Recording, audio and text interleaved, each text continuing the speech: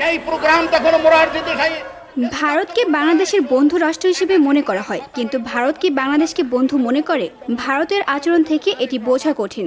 আজ প্রেস ক্লাবে দেশ বাঁচাও মানুষ বাঁচাও সংগঠনের উদ্যোগে ভারত কি বাংলাদেশকে বিপদে ফেলতে চায় শিরোনামে অনুষ্ঠিত নাগরিক সমাবেশে প্রধান অতিথির বক্তব্যে বিএনপির ভাইস চেয়ারম্যান শামসুজ্জামান দুদু একথা বলেন।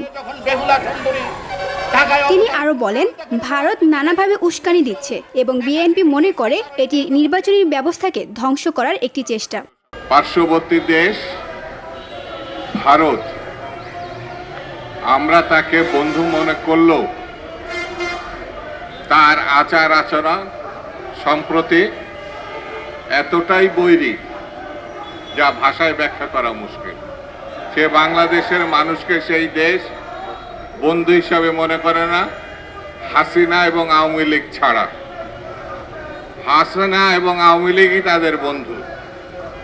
এই হাসিনা ফ্যাসিস্ট, গণহত্যাকারী, লুটেরা এবং জনরোষে জনগণের গণঅভ্যুত্থানে সে পালিয়ে গেছে, যার বিচার চলছে, বিচার হবে, তাকে আশ্রয় দিছে পার্শ্ববর্তী দেশ ভারত।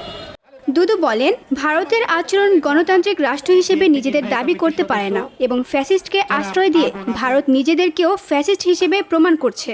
বাংলাদেশ এবং বাংলাদেশি মানুষ কারোর কখনো বশ্যতা স্বীকার করেনি, না ব্রিটিশ ভারতের, না পাকিস্তানের, না ফ্যাসিবাদের কোনো ঘৃণকে।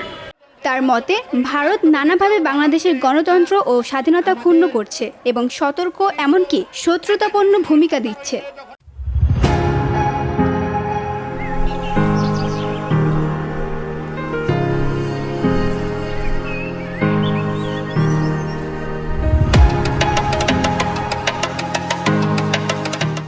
সমাবেশটির সভাপতিত্ব করেন KM রফিকুল ইসলাম রিপন এবং আরও উপস্থিত ছিলেন বিএনপির বিভিন্ন পর্যায়ের নেতাকর্মীরা।